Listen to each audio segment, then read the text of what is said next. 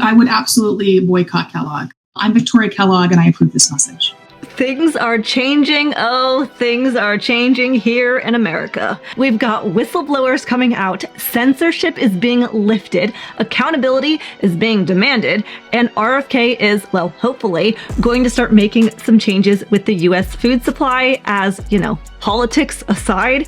I think most people can agree we don't want to be poisoning our children with the toxic ingredients we now put in so many foods in the US diet. Even Victoria Kellogg and the great-great-grandson of the founder of Kellogg's won't even eat their family junk food. I'll never forget it. My father and I were having Kellogg's cereal. I said, I'm just so tired of eating this crap. I was probably 8 years old. And my father put a spoon down and he said, you know what? So am I. Let's not eat it ever again. There hasn't been a box of Kellogg's in our house since. Now, we've got a lot to talk about today, but first, if you're new to the channel, my name's Lillie. I'm a certified nutrition health coach on a mission to get the ultra-processed junk food companies out of business, which I know is a tall order because these guys know how to make the most addicting product with the most perfect crunch, the salty, fatty, sweet taste combination that lights up our brain and makes us want more.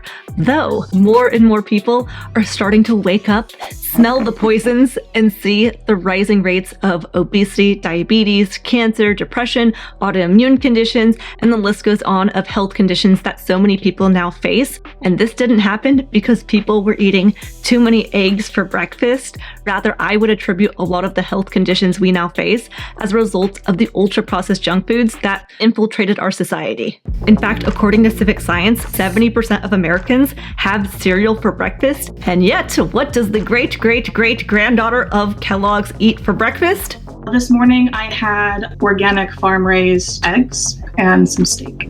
My jaw nearly dropped to the ground when I saw this interview and her give this response because, you know what? I bet she gets free Kellogg's. She's saying that rather than her getting free Kellogg's, she would go out of her way to spend money to get steak and eggs, a high quality protein, healthy fat, nutrient dense breakfast. She's like, I'd rather have that all day long, spend my money on it versus eat my Kellogg's. I mean, that right there to me is very telling. To give some context as to how I found this interview, it was actually through a woman named Bonnie Hari, who's a food activist that's been trying to get the artificial food dyes and other toxic ingredients out of our food supply. She's been particularly going after Kellogg's, demanding they get the ingredients red 40, yellow 5, blue 1, and yellow 6 out of their cereal products, as these artificial ingredients are literally banned in other countries. These toxic ingredients are, running rampant here in the US. They're found in a lot of products in the US, and yet these ingredients have been linked to things like behavioral issues in children, ADHD, allergies, hyperactivity, migraines, and these ingredients have been linked to being potential carcinogens. The red dye ingredient is very toxic and it's very concerning. The most bizarre thing is that Kellogg's makes their product but healthier for other countries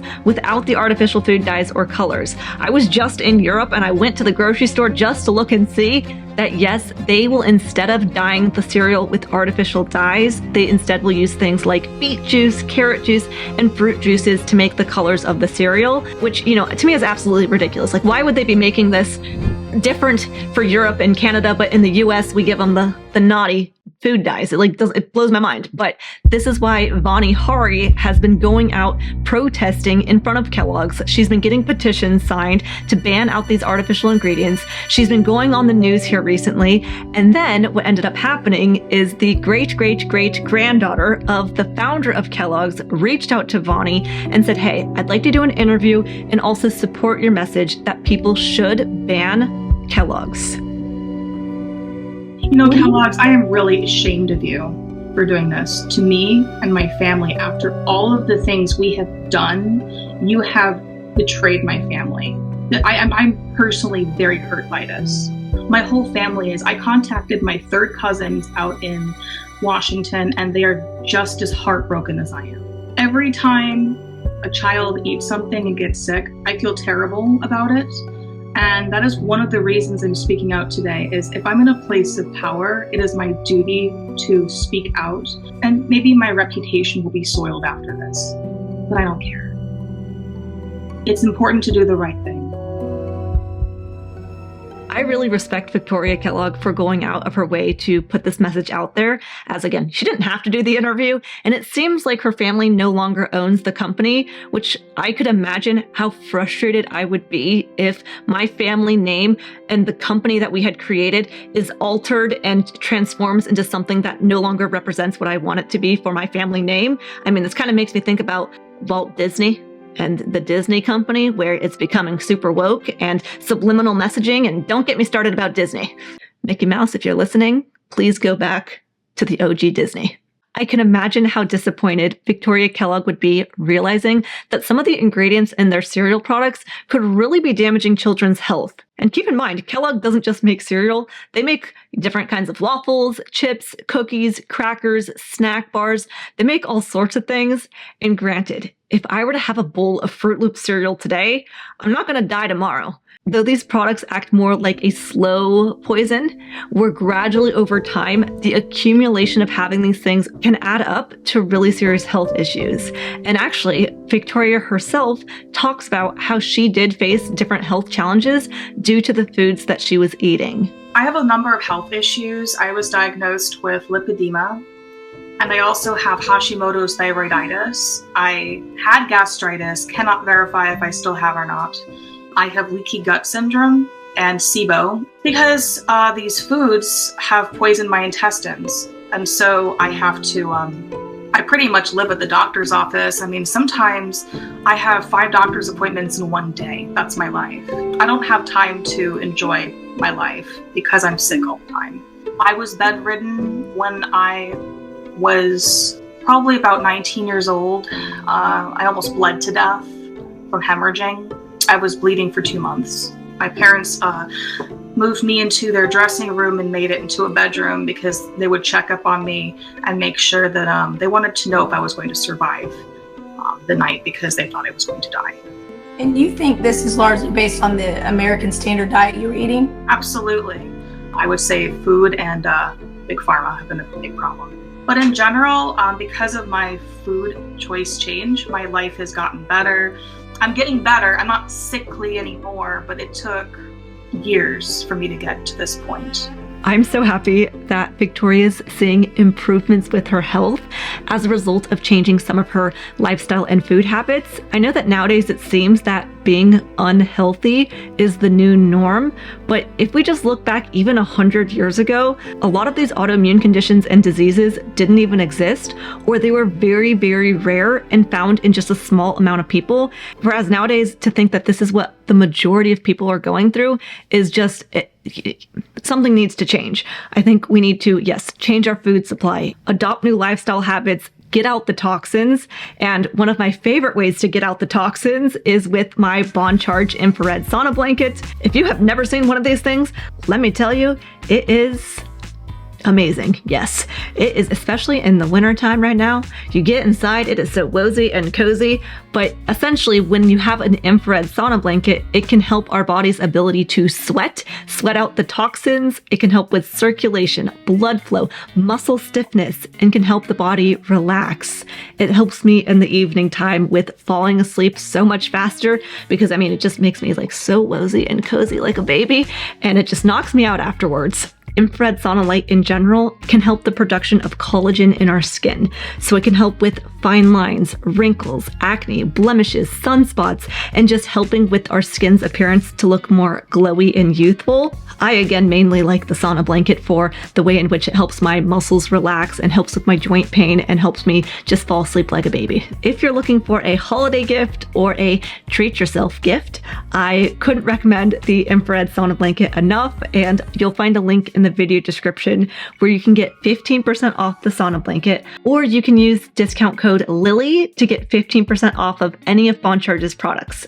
Now, I used to be an avid cereal eater myself, and I grew up very low income, so I know that often people who are gravitating towards having cereal for breakfast, it's either because it's really affordable and it's also convenient, and maybe someone doesn't have enough time to make a more nutritious breakfast. So what we're gonna do for the rest of this video is cover super simple, fast, convenient, easy breakfasts to make and affordable breakfast. Starting with number 1, if it is convenient and easy to take a bowl, pour cereal, and pour milk in it, then instead we're going to pour milk in a cup with a scoop of protein powder. More protein, less artificial colors and flavors. It's simple, it's easy, it's nutritious. Or better yet, cottage cheese in a bowl with fruit. It's just as simple as cereal, though again has more protein, vitamins, minerals, fiber. Or we can, option 3, put a bowl of yogurt with fruit on top. You think cereal's easy to make? What about a yogurt bowl? Or kefir, which to me, kefir's a little bit sour. It's not my cup of tea, but kefir's an option. Or for people who are coffee drinkers, rather than having just black coffee that is empty calories, 0 calories, I could make that coffee full of nutrition. We pour in heavy cream, butter, even an egg, a scoop of protein powder, collagen, coconut oil, raw honey, milk. So there's a way to make a coffee into a breakfast that's nutritious and full of good healthy fats and protein. And my favorite breakfast, eggs, which I think eggs are super fast to make. I will make scrambled eggs, which I think I make super quickly, but even if that takes someone too much time in the morning, they could always the night before put on the stovetop a pot with water boiling. Throw in a dozen eggs, have them cook for 9 minutes. You could always watch TV while they boil. You don't even have to be in the kitchen. And then once they're done boiling, while you're watching TV or you're doing something, you could be peeling the eggs while you're conversating, watching the tube, watching Lillie, Kane, and then peel the eggs, store them in the fridge. So in the morning, you don't even have to peel them. They're ready to go. You just pop a couple hard-boiled eggs in your mouth and call it a day. So many times I've made different bars, whether they're beef bars, yogurt bars, protein powder bars, just different kinds of bars where when you mix ingredients in a blender, you can pour the mixture into silicone molds, put it in the freezer or fridge, and the next day you've got these pre-made bars ready to go. I truly believe people have 10 minutes in the morning to make breakfast, but if they don't, then surely they've got 10 minutes the evening before to meal prep, or even just taking one day of the week to meal prep a bunch of meals, then that's an easy way to be prepared and not have to lean into something like cereal. Now, as far as costs go, which we're about to talk about Costco, but as far as the cost of cereal being so affordable, well, you know, my family, we could not afford a Costco membership. So we made friends with someone who could afford a Costco membership, and we snuck in with them. And so likewise, I would recommend becoming friendly with someone who has a Costco membership and either going with them or asking if they could buy you the thing if you give them money, but essentially stocking up on eggs. Eggs at Costco can be very affordable, or things like milk, things like beef, and having beef and eggs for breakfast. I would rather eat 1 egg for breakfast versus 1 bowl of cereal. I know 1 egg seems rather small, which it is, but I'm getting way more nutrition out of 1 egg than 1 cup of cereal. So even if it's a small breakfast, I mean, I would pick 1 egg over 1 cup of cereal all day if cost is a factor. Otherwise, of course, 2, 3, 4 eggs, amazing. But, you know, if all I could afford was 1 egg, I mean, all day long, I'd choose the 1 egg over the 1 bowl of cereal. And things like ground beef, chorizo, ground sausage, ground pork, there's a lot of ground meat options that, again, can be very affordable, and they're going to provide the body with way more nutrition, protein, healthy fats, vitamins, minerals, things that make the body feel happy, instead of all the toxic chemicals, ingredients, and processed ultra junk inside of cereal. Now I'm going to let Victoria Kellogg finish up the video, take us home and give us a good message. And if you enjoyed today's video, give it a thumbs up. I am willing to lose money over this if people are safe. Money is not everything in life. But when you're sick in bed and your children are sick in bed for their whole life because they have health problems, money really doesn't matter anymore. I would also recommend that people boycott other companies that are producing these toxic food dyes. I would absolutely boycott Kellogg is the final message. Boycott Kellogg. I'm Victoria Kellogg and I approve this message.